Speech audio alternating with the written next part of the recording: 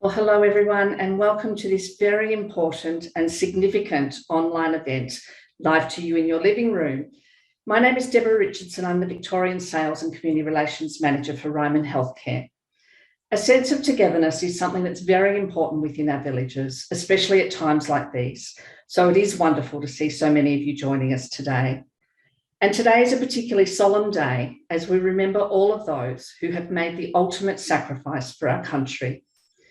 It is no coincidence that we chose Remembrance Day to share this particular event with you. So for those that are able, can I ask you to please stand? As we begin today's ceremony, I invite you all to join me in reciting the Ode of Remembrance. And at the end of the ode, the response is, "We will remember them, lest we forget."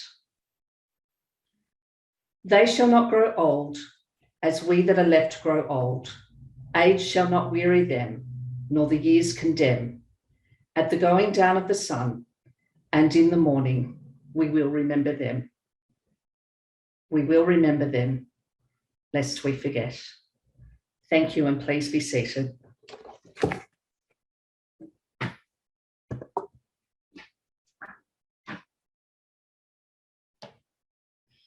Now, I hope that you've all grabbed yourself a cuppa and gotten yourself comfortable, because we are about to take you on a very special journey. Before we are, though, just a quick overview of today's program and a little bit of housekeeping. Very soon, I will introduce our special guest to you. You shouldn't need to do anything on your computer during his presentation, with the exception of pushing your mute button, and then you'll be able to sit back and relax and hear from John Dunlop. Just make sure that you have your screen maximised, because we do have a PowerPoint presentation today, and that will ensure that you'll see it in full. In saying that, if you do have a question for us, there is also a chat function at the bottom of your screen. It should appear in the middle of your screen down the bottom. So please do feel free to enter any questions in there that you have for our special guest throughout our conversation, and I'll make sure when we come together at the end of our presentation that I will address those questions. Another John, our marketing executive, will be showing the slides from John Dunlop on his screen today, and it might just take us a couple of moments to set that up. So please bear with us. Now to the main event. Without stealing John's thunder too much, I want to quickly set the scene for you. More than 60,000 Allied prisoners of war captured by the Japanese in World War II were put to work building the Thai-Burma Railway, which became commonly known as the Death Railway. As the name suggests, the prisoners, including around 3,000 Australians, worked in appalling conditions, carving out a 415-kilometre path through hills of solid rock in the middle of an almost impenetrable jungle. More than 16,000 POWs died of illness, starvation, and maltreatment. Among the prisoners that were put to work on that railway was someone we all know well, Colonel Edward Weary Dunlop. Witnessing the horrific treatment of prisoners, Weary had the wherewithal to ask a young British soldier with a talent for painting to document the atrocities. And that soldier was Jack Chalker. What you're about to see today is a selection of the images that Chalker produced. They were created in secret using stolen paper and other materials. He hid them inside bamboo, in the prosthetic limb of a fellow prisoner, wherever he could, to keep them safe from his captors. And we know on at least one occasion his secret mission was discovered by a Japanese soldier and he was brutally beaten. But he carried on, creating more than 100 drawings and paintings that documented what happened on the railway with such searing clarity that they were used as evidence at the Tokyo War Crimes Tribunal. So as John takes you through some of those images today, I want you to keep an important thought in your head. You are not looking at only interesting artwork. You are looking at an act of heroism that has ensured that one of the most important episodes in Australia's war history will never be lost or forgotten. And what a more fitting way to spend Remembrance Day than being here today to bear witness to what those brave men experienced. We are so grateful that John trusted Ryman to help keep the Death Railway story alive by asking us some years ago to digitise and publicly exhibit the Chalker collection. And we are very much looking forward to holding another public exhibition in person as soon as we're able to. In the meantime, though, it is my absolute honour to introduce John and invite him to take you on an artistic journey that his father helped set in motion almost 70 years ago. Welcome, John, and thank you so much for joining us today. Well, thank you, Deborah, and my thanks to Ryman Healthcare for setting up the presentation. It's great to be with you, and it looks like we're just about all ready to go. So John will bring up the first screen, and let me give you a little bit of background here. After the prisoners were emancipated, if that's the right word, the collection of works was divided into two, and Jack took half of the works back to Britain, and my father took the other half back to Australia. And so, in a sense, the collection was split over many years. And when my father died, I arranged with the War Memorial in Canberra to be custodians of the half of the collection that I had. And Jack, of course, had the other half. And as it turns out, he visited Australia on occasions, and also the railway site in Thailand, and it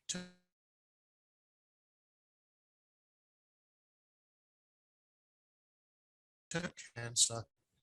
He needed to pay for her treatment, and he asked me if he could put his half of the artworks up for sale.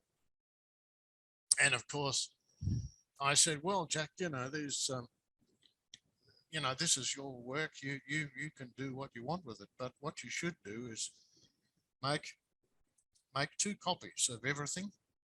Keep 1 copy for yourself and send 1 copy to me."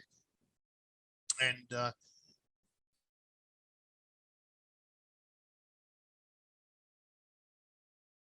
reunite the collection, so to speak, by doing this. But I got hold of Tattersalls. They went and bid at the Bonhams auction and were able to secure many of the works in what I'll call part 2 of the collection, and they were then donated to the War Memorial. So we pretty much achieved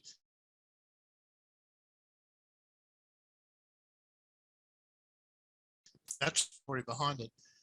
And here you can see Jack shortly after release, touching up one of his works, showing someone supporting a cholera patient. Let's have a look at the next image.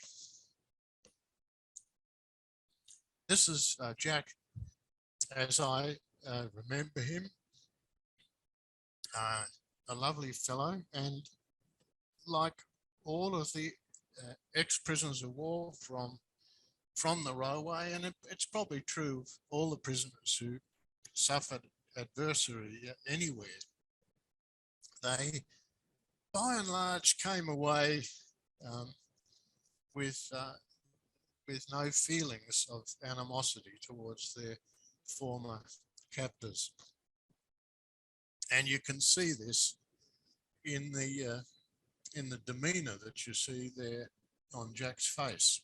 Anyway, let's get into some of the work that Jack did.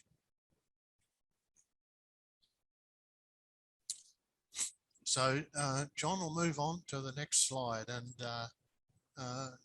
I'll begin with one of the works, a watercolour showing a camp by the River Kwai, and you can see what at first view looks like a pleasant riverside camp scene, but somewhat arrested by all of the crosses in the foreground, representing the graves of people who have perished mainly through malnutrition and disease. If we continue on, the next image is quite important, because one of the things that the commanding officer of the camp is responsible to do is to record as much as possible. This is a map of the Hintok camp. You can see dated March 1943. You probably can't make much out of the detail, but you can see the hospital area in the center of the page. You can see right over on the right hand side, you can see the main road, and you can also see on the left hand side the path down to the railway.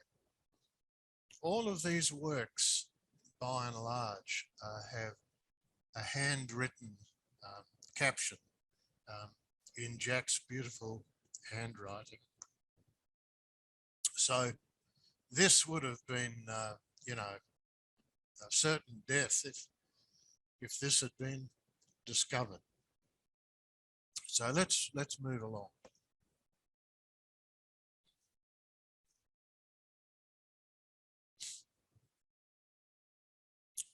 The railway is probably best known these days for the what is called Hellfire Pass. There's a permanent memorial there, which I visited more than once, and it's a site of annual pilgrimage, a bit like Gallipoli and the Western Front in France. There's usually a dawn service on Anzac Day. This was a cutting that was pretty much excavated by hand with hand drilling through the limestone and fired with explosives, often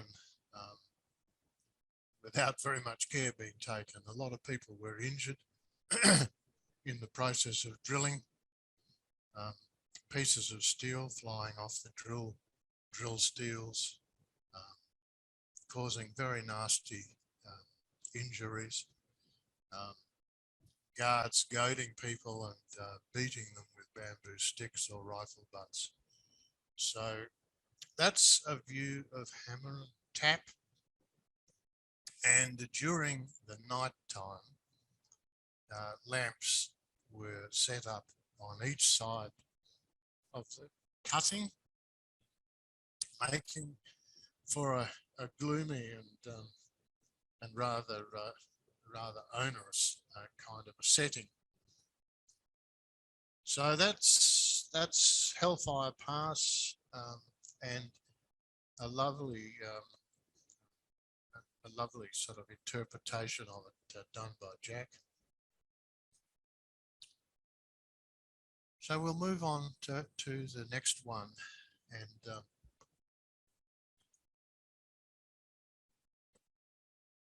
In choosing these images, I sought to give you a bit of an idea of the breadth of Jack's work, whilst also being of historic relevance. A lot of people don't know that most of the prison guards on the railway were Korean guards. They were not all Japanese, and the Koreans themselves were particularly vicious. And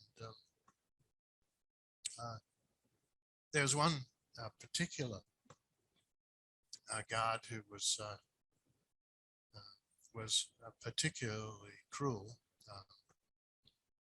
and my father told me that he just didn't know what to do about this fellow. He was being so cruel to the sick people, being forced to go to work in the morning when they couldn't get up and stand on their own 2 feet. He realised that this guard was just basically endangering these people's lives, and many of them who were sent to work didn't make it through the day. I've seen reference to this in the handwritten war diaries. Anyway, to cut a long story short, he decided that he was going to fix this bloke up. And he crept out of his hut one night when he knew this fellow was on patrol, and decided that he was going to just do him in. And as he crept up behind him, he made a sound, and of course the guard turned around, and the only weapon that my father had was a long battery operated flashlight or torch, long enough to be used as a sort of a club. So he, having been surprised, shone the torch in the guard's face so as not for him to be recognised. And keeping in mind that he was a former heavyweight boxing champion, the only thing he could do was to hit this guard in the face as hard as he could. Of course, it knocked him out. And so Dad ran back to his hut thinking, this is a complete disaster. We're going to have a parade or a tenko in the morning, and it'll be a case of people getting bayoneted one by one until someone owns up. But fortunately, miracles happen, I guess. The guard came around eventually and had complete amnesia. Couldn't remember anything. So nothing happened. But years later, the same guard came to Australia to apologise. And I remember Dad saying to me how ashamed he was that he took it upon himself to kill this fellow, and yet all these years later, he had shown himself to be of good character after all. The guard, Hiyak Nay, they called him the Lizard. He came with an engraved, it might have been a pocket watch, I think. And it made my dad feel all the more guilty. But after he died, someone swiped the watch, so I don't actually have it, but I know it certainly existed. Anyway, we'll move on, and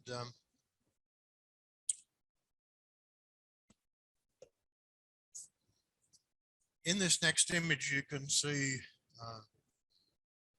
some of the really awful treatment that fellows got. This bloke could have been stealing some food. He could have been pinching something off one of the Japanese vehicles for use around the camp. Or he could have just been insubordinate.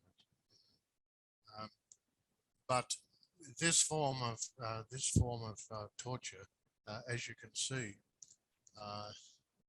was particularly nasty. Jack would have done this, would have drawn this after basically seeing it happen.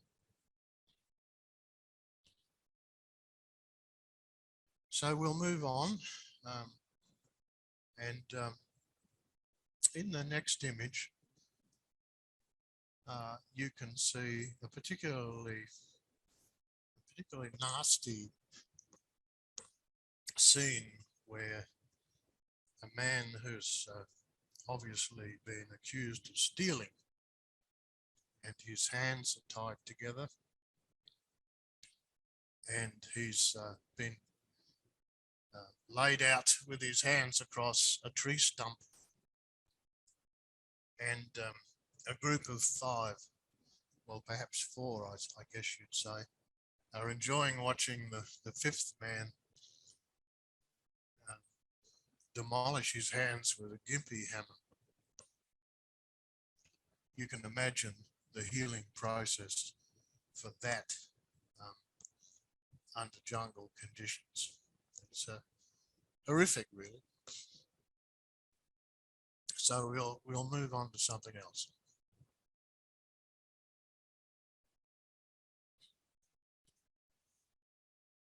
You heard Deborah in her introduction telling you how Jack was occasionally caught up to mischief with his paintbrushes, and on occasions that happened, he usually got a rifle butt planted firmly between the eyes.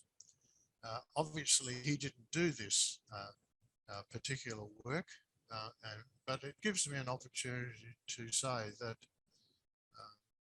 that Jack was not the only artist in captivity. Ray Parkin and others are also well known for their work. And Ray Parkin, of course, who was a petty officer on the HMAS Perth,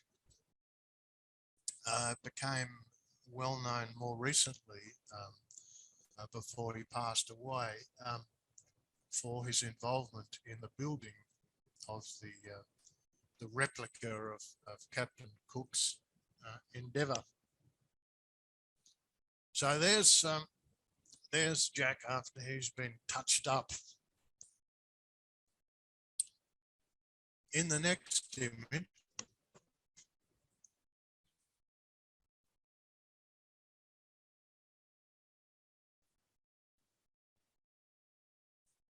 this is what happens when you've obviously seen presenters on the television when they say, well, I'll be back in a moment, and then they get frozen on the screen.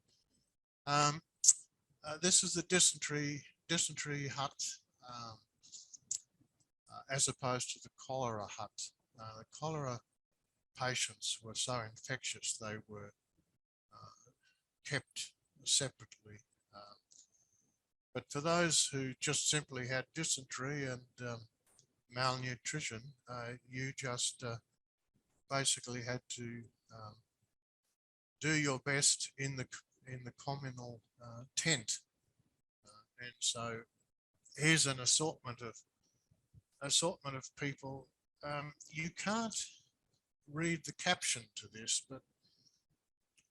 but I can tell you that what it says is, this is the scene from my bunk, I suppose, if you could call it a bunk. This is the scene from my position in the hut, and what a dreadful scene it is. You can see awful ulceration on the leg of the man in the center of the screen. You can see a pitiless figure sitting on a box latrine with a handful of leaves in his right hand. See the fellow on the left who is pretty well out to it and has his mess tin and his mug, his only possessions. And the fellow behind the seated figure on the left-hand side, you can see he's trying to offer some food to one of his comrades. That's really an awful scene, but this would represent pretty much the low point in 1943, when things were really bad on the line. So we'll move on, John.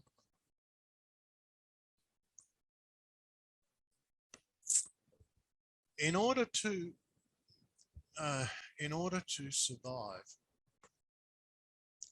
the doctors on the line were forced to improvise.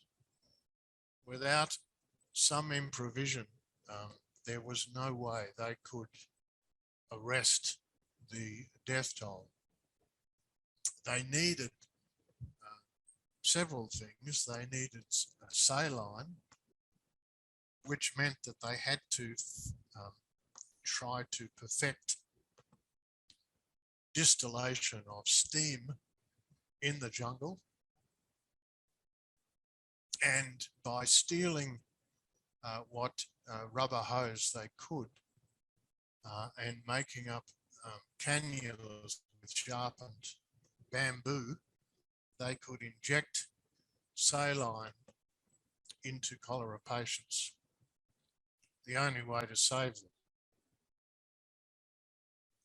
This particular screen shows a contraption operated by hand, which generated suction for the operating table. And you can see various bits. If you can't read them, the writing in the center of the screen is referring to an Ovaltine tin used as a cylinder, a spring valve, and moving over to the far right, the tube from the doctor's stethoscope, and so on.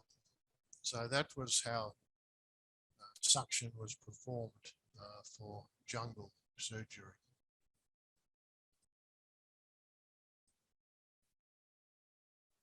What do we got in the next screen, John? Oh, this is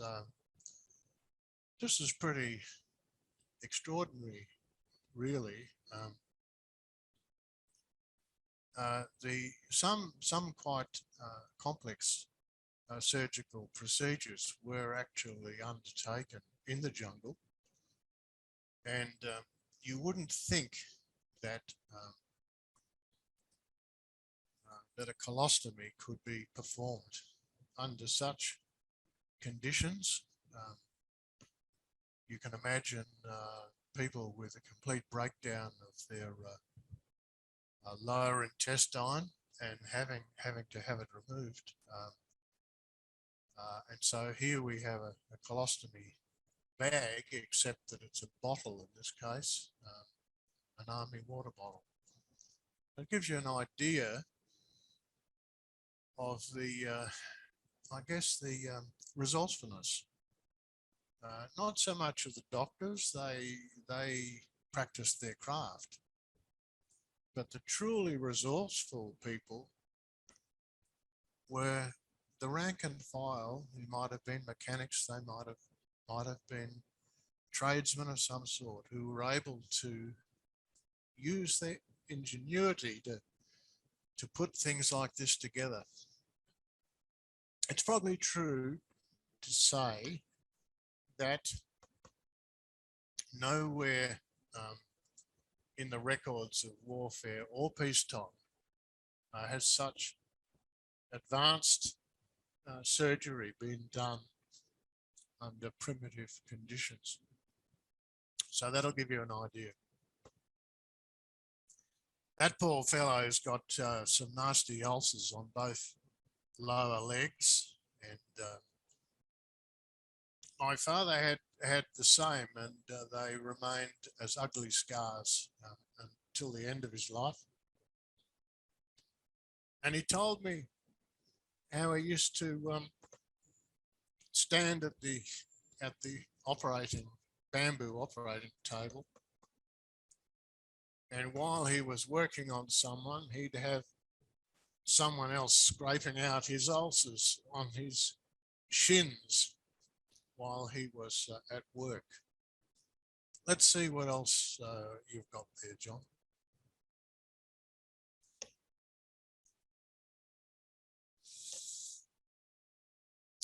So here you can see what I'm talking about. Primitive jungle surgery. And I remember my dad said to me one day, "Oh look, I had a terrible time trying to convince the Japanese one morning that all these men are too sick to go to work. I have to keep them here. They're not fit to go to work." And the Japanese needed all the manpower they had, and if you were not sick to work, you only got half pay. One interesting feature of the war diaries is that there are pay slips for all the men indicating what they were paid, and so on. You can see on the operating, not on the operating table itself, but on the table behind Jack Markowitz, who is assisting my dad there.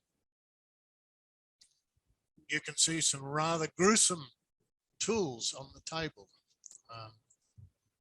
That circular device with a hole in the center used for stripping out flesh around the bone after a fresh leg amputation. And you can see a tenon saw in front of that. It's a truly gruesome sight. But this particular on this particular occasion, after remonstrating and saying, "Look, these men cannot go to work, they are not fit," it was decided by the Japanese, well, to hell with this, we'll just tie the commanding officer's hands behind his back, tell him to kneel, and we'll tell him to offer his last words. And anyway, the Japanese commander said, "We of the Kempi type, we just do our duty." The Kempi Tai being the Japanese military police, who ran the camps with the Korean Guards, basically. Anyway, Dad said, "No last words for you." And so they raised the samurai sword, one of which I still have in my own possession. And they said, nope, you will live to die another day. And so, pardon me. So Dad got up and he said, good. Now, if you'll excuse me, I have to remove a man's leg. And he moved off. And I think that was the image that Jack put together. The story is very interesting because there were war crimes trials in Japan, as Deborah mentioned, and there was a lineup, and as commanding officer, my dad had to go along the line and identify all of the really bad offenders. But this particular camp commander had been uneasy with the brutality that was taking place and sought just to say, well, we of the Kempitai, we just do our duty. And so here we have this lineup, and Dad is moving along the line saying, oh, this man is definitely guilty. I remember him. This man, he is also guilty. And he came face to face with this very commander. And he paused. And then he looked him in the eye and said, ah, yes, we of the Kempitai, we do but our duty.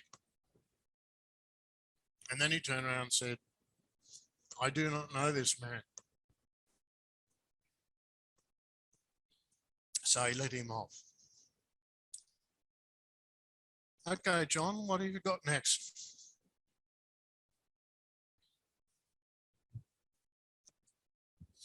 Look, this is a great photo. Look, we used to go back to the railway and have reunions on a regular basis. But here, you can see Jack on the left-hand side. And on the other side of my dad, you can see Blue Butterworth. And Blue refused to be transferred to a camp away from his charge, who was the commanding officer. And he said, no, I'm not going. And the Japanese said, well, you are a fit man, you will go. And so Blue is a crafty little guy, and he said to Dad, you got to do something. You got to do something. And so Dad said, oh, well, have you had your appendix out? And he said, yes. Well, how about your tonsils? Oh, I've had them out as well.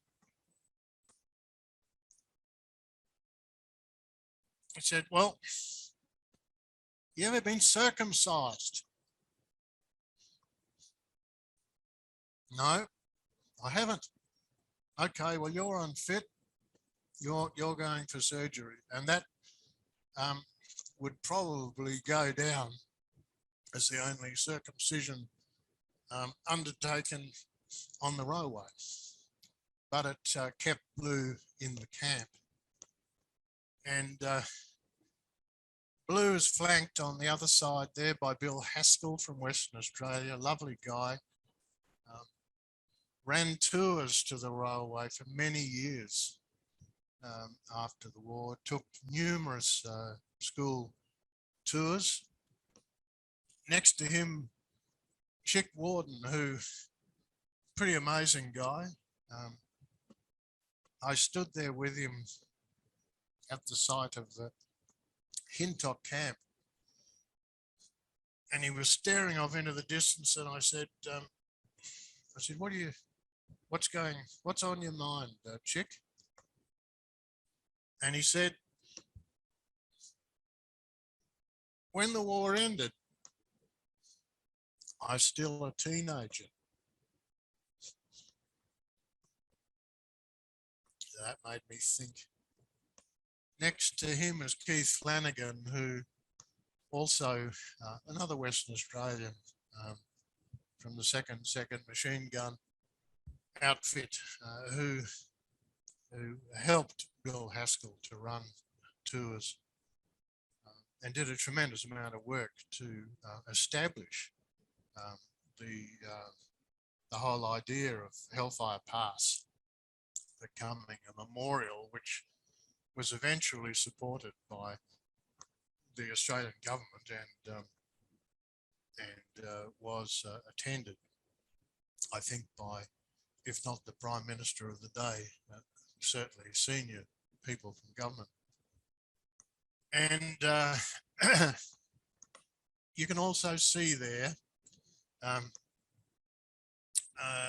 my dad is wearing jungle green pants that were issued to him and all of us when doing voluntary work in Vietnam in 1965. And the story behind that is that I joked with him when we were under attack. I said, you realise to get taken prisoner in 2 wars is pretty pathetic. And of course we got out of all that okay, but there's a story behind each of those gentlemen, and I thought you'd enjoy a little bit of background about each of them.